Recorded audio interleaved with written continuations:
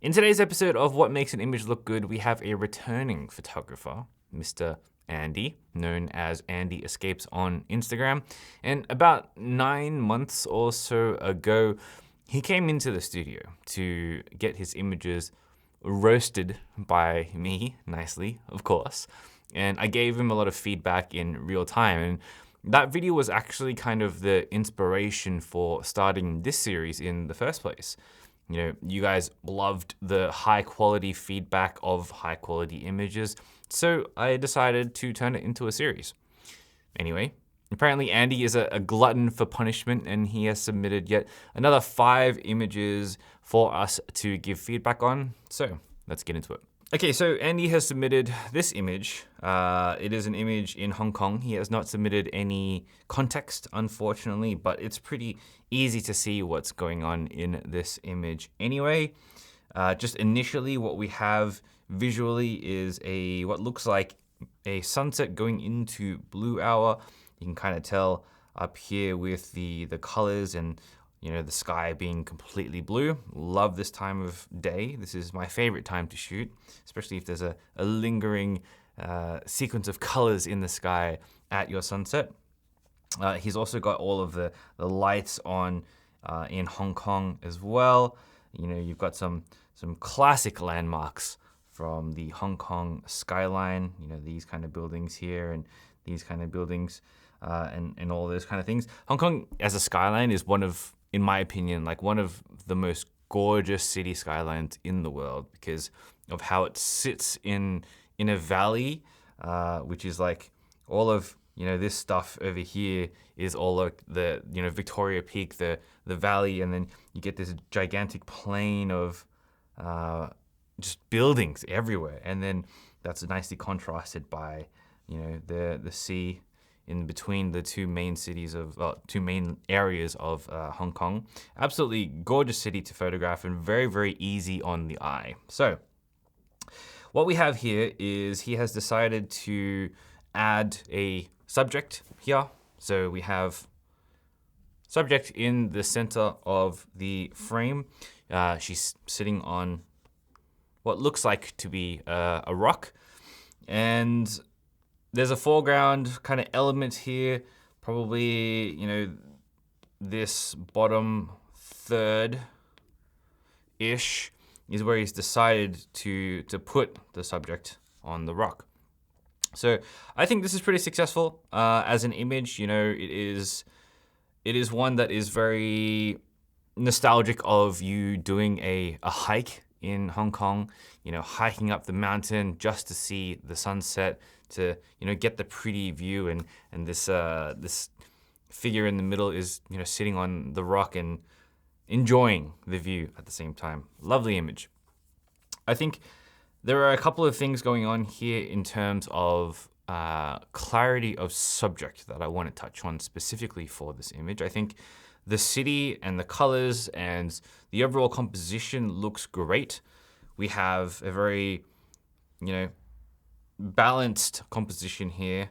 We have the tip of tip of a building here lining up with the placement of the model, which is great. We have, some thirds action going on here. So the top third, we have clouds, and then we have, city, and then we have foreground. And I think those 3 things will look really good. My big issue with this image is if you're going to put a subject in the image, make sure the subject stands out. And I think for me, the subject doesn't stand out as much as it could. And I could potentially, if I was to shoot this, improve this in a couple of ways. So the first thing is that all of this foreground, if you have control over something like that, the foreground doesn't do, for me anyway, it doesn't do that much to aid the anchoring of the subject. Pushing in a little bit more and making the subject a little bit larger in the frame, I think would have helped tremendously. The subject plus the rock is probably only about this big, but if he had made it this big, then it would have really accentuated the presence of her being there. as it stands, some other things you could potentially do to make the subject stand out more is darken down, all of this foliage, right? That stuff, and then brighten the rock. Because when you have, again, I've talked about this many times before in other episodes, but brighter portions of the image gather more attention, or gather's probably the wrong word, but they demand more visual attention from you as a viewer when you're, just scanning an image and trying to decipher what the image is all about. So having the rock being bright would immediately draw your eye to it, and then you would see, oh, hey, there's a figure here. And that would add to the composition.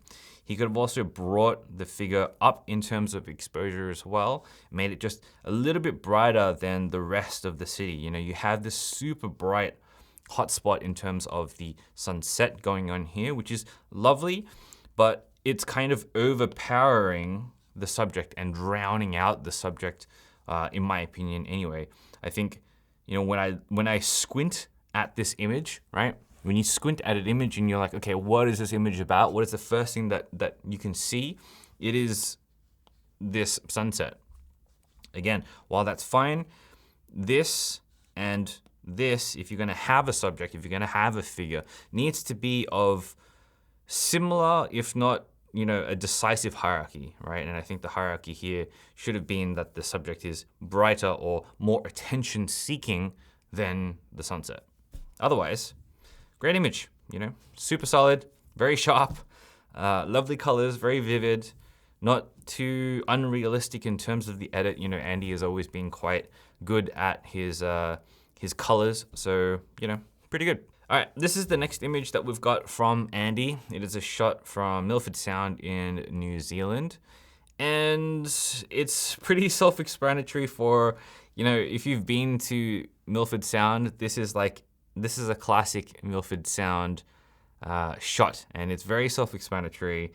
So Milford Sound, just for context for the people who haven't been, it is a valley. It is a series of mountains. It is a mountain kind of range area, super rainy all the time, but absolutely gorgeous. It has, I don't know how many hundreds, maybe even thousands of waterfalls coming off the sides of the mountains. And so they have all these like ferries and stuff that run through the valley. And on these ferries, you are just sightseeing all of the gorge action and the waterfalls. And if you're lucky to get rain, it is super atmospheric and just wonderful to be. So this image speaks to me in a couple of ways. I think it's a really successful image for the kind of story that it's telling. It is telling the story of a ferry being caught in the rain, being caught in the wildness of Milford Sound. There's a lot of elements going on here that Andy has decided to capture and is layered in. And let's go through some of them now. So the first one that catches my attention is actually the mood and the fog in the upper section here. So we have like a very bright, foggy, whimsical kind of white, washed out look going on here. And in the background, we can actually see, some of the waterfalls creeping up the back there. And then we have all of this kind of wispy, lovely, spray or fog from the water itself. And that just gives this kind of atmospheric mood to it. One thing that he's also decided to include is the ferry. That is the main subject for this image. And he's given this image and this subject a lot of negative space. And I think this is really smart of him to do, especially in a place like this. Ferries, when you get on them, are gigantic, right? But by comparison to the mountains of Milford Sound, they're just so tiny. And that's definitely what is being portrayed here. And I think this is great in terms of using negative space to introduce a sense of scale and grandness and vastness. One thing this is a nitpick for me personally, but the placement is, in my eyes and my feel, I guess, a little bit off. Typically you would have thirds kind of here, and then, kind of like here, something like that. And I talked about this in one of my composition videos in my visual pattern series, but the way I see layouts and anchoring in terms of positioning is quite clinical. And so, I talked about this idea of like subframes within the rule of thirds, in that in this kind of bottom third here, there is a middle marker right here. And the middle of this third, for me, visually balances a frame, especially when, I use this tactic all the time when I'm trying to introduce scale. I put my figure right here in the middle. And I think for me, this positioning is just a little bit off. And I think he could have introduced even more scale, a bigger sense of scale by just lowering that down and increasing the amount of visual height this background has. Very small nitpick from me, this is a personal preference kind of thing, and the way I would have approached it if I was shooting and then cropping and composing this image. But otherwise, the main points of scale being there and the vastness is already there. This is just what I would have done to just slightly tweak it and slightly improve it. Otherwise, fantastic job. I love that. The whole thing is like a monochromatic singular blue. When it comes to color meaning, some people like to insinuate the color blue being melancholy, cold, wet, this kind of darker vibe to it. And I think the color choice here that he's gone for is absolutely spot on. The next shot we have is from, I'm pretty sure, New Zealand as well. What we can see here is a giant landscape, giant vista, and there seems to be a cloud inversion going on here. So a cloud inversion is where all of the clouds, they come up and over like the mountain sometimes, and then they kind of spill into the valley and kind of just settle in the valley for a little while, or they can actually just form in the valley organically as well. And they're gorgeous to look at because you're like, oh, how often do you see the tops of clouds? Unless you're in an airplane or something like that, it's not that often. So, cloud inversions are always very interesting to look at. And then we've got like a mountain range in the background here, a heap of foreground here. And then, of course, your central figure, nice and bright. That's one thing I really like about this image, is that it is about the tiny people in large places kind of idea. Again, a sense of scale. I think for me, though, while it is good that the subject is quite bright and you know what's going on, I think it could have been improved in a couple of ways. So firstly, all of this down here, this entire like front foreground section does nothing for me, unfortunately. Especially this area here, there's like a kind of, I don't know what it is, like a little hole in the ground or something like that. And it's not very aesthetic when you compare it to just the kind of solid, this is a pattern, right? But it is a solid pattern. It's definitely random pattern, but yeah, it's a solid pattern. If this was duplicated on this side, then perhaps it wouldn't be so bad, but it is what it is. And when you're shooting this kind of image, I think it's really important to consider what is in your frame. And for me, what I would have done and how I would have approached this scene just a little bit better is I would have tried to negate some of this foreground by stepping forward, maybe taking the shot by standing here, especially if it's a wide angle shot, if I'm using a wide angle lens, which it looks like he's using here. I would have taken a couple of steps forward and then gone low to the ground and then tilted up just a little bit so that this foreground section here would have been the dominant foreground element of that image. It would have been, nice and, patterned in a way that was very predictable. But there also wouldn't be that much of it. And then, by tilting and, just slightly increasing that perspective by tilting upwards, the figure would have ended up being a little bit bigger, and it would have actually ended up placing the figure more central into the inversion. And I think what he's done in the first place is already quite clever in that he's putting the figure, which is him, which is, he's dark and the background is light. So it is something that has a high degree of contrast and thus stands out a lot. So very, very, very smart. But, the question is, how can you do it better? And I think if you were to get lower and have a little bit more of the, less of the feet in the foreground there, and then kind of put the rest of the body into the inversion, I think that would have been even better than it already is. And in that, you would have also got a much larger, set of landscapes as well to work with, and it would have appeared a little bit more grand. Another way you could have done this, if you were to shoot this for yourself, that is just zoom in terms of like focal length just a little bit more.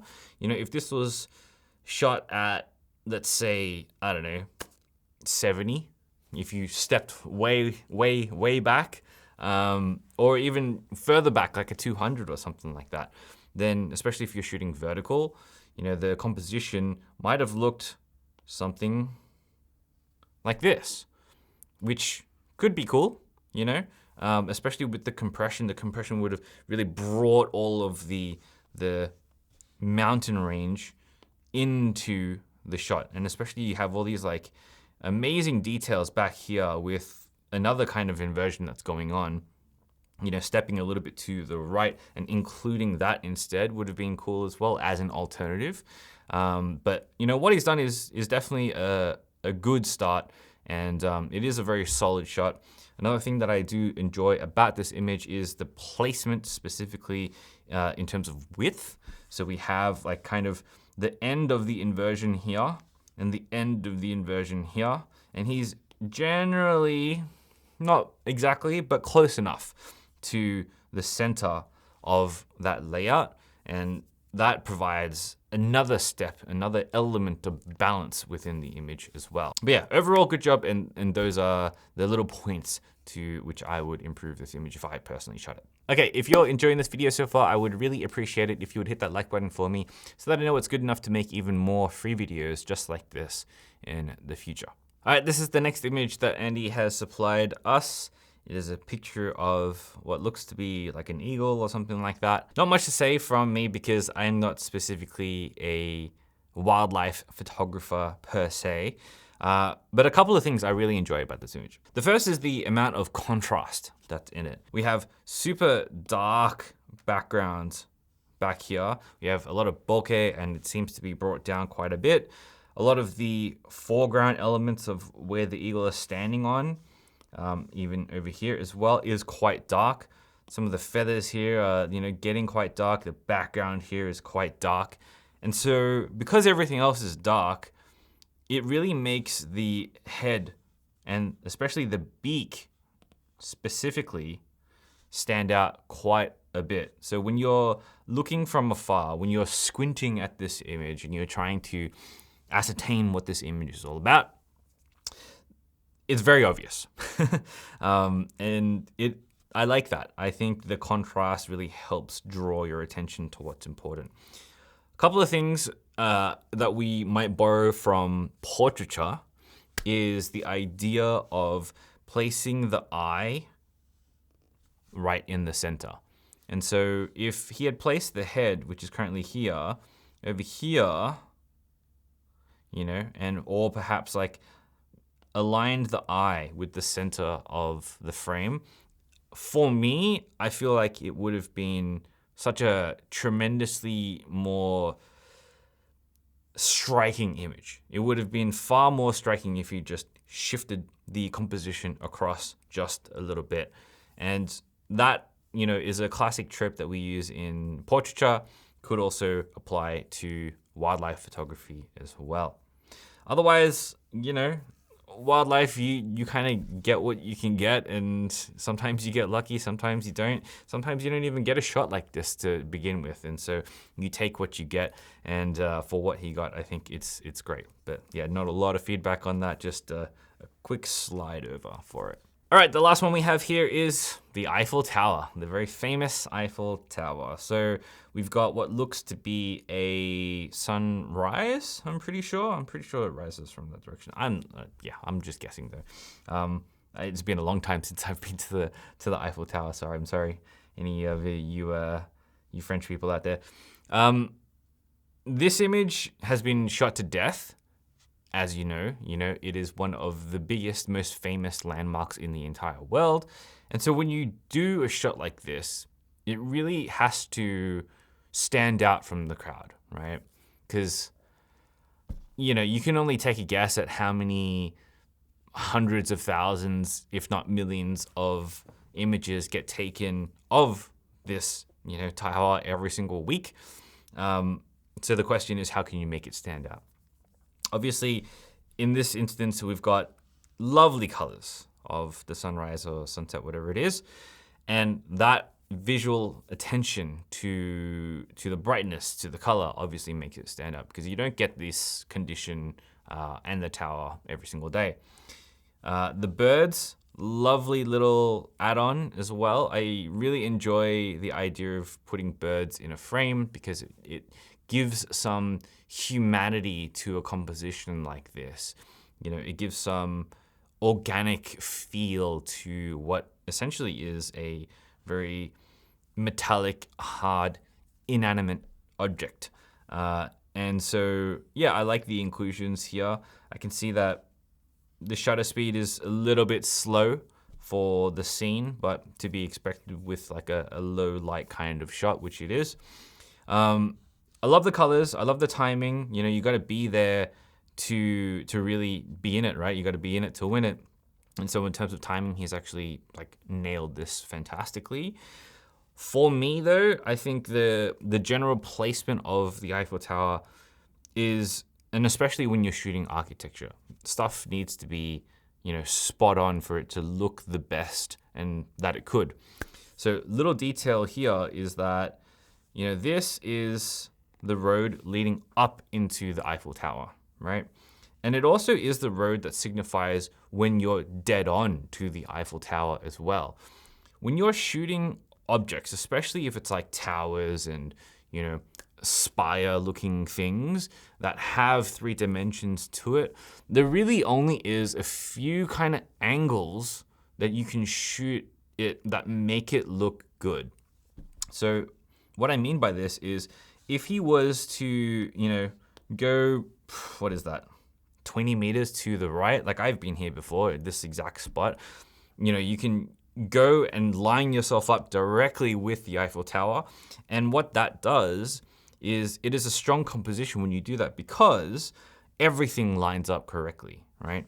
So what we can see here is this bit here and this bit here are the back legs, right? There's 4 legs of the Eiffel Tower, but you can see the back legs of the tower peeking out a little bit, where they're hidden on this side. On the left side, you can't see them at all. It looks just like the one leg, and that's clean. This is not so clean. When you shoot it straight on, it becomes clean because the back legs are hidden behind the front ones. And so coming back to the whole angle thing, when you're shooting something that has, presence in a 3D space, shooting it more off axis makes everything look better, or shooting it flat makes it look better. So for example, if he stepped, I don't know, let's say 50 meters this way. So what would have happened is, like, you would have seen the back leg of the Eiffel Tower step out a little bit, as well as this. This back leg here this one that you can kind of see on the side, would have stepped out a little bit further. And so what that does is when you get to a point of separation where you can see all 4 legs individually, then you're on an axis that looks, in my opinion, the most aesthetic. You know, you can see that the tower has multiple sides to it. And from there, as soon as you can start to see that it has 4 legs, then continuing to move and then lining those 4 legs up potentially until they all become, you know, the same width from each other is the strongest kind of composition that you could have if you're shooting it from an angle. And then again, it'll like kind of narrow up again until you get to the other side, and then you're shooting it side on, and then you know you'll have the back legs again hidden by the front legs, and it'll just look like this too. So that's just a little tip for you guys when you're shooting anything like this. Make sure that you're considering how the object looks like in 3D space, and you're walking around and making sure that it looks the best that it could. Otherwise, I think his timing on the birds and his timing on the light in the background here is so good. But if you just stepped 10, 20, 30 meters left or right, this would have been an even stronger image than it already is. Alrighty, I think we will leave it there for this episode of What Makes an Image Look Good. I really hope that you enjoyed it, and I really hope that you enjoyed Andy's work. Please go and follow him over on Instagram at Andy Escapes, and let him know that I sent you, and also a big thank you to Andy for being a guinea pig for the feedback yet again. Let me know who else you would love to see on this series so that I could work to make it even better and better for you guys in the future as well. Just drop me a comment, and I'll see you guys in the next video. But until then, get out there and make something that matters. Peace.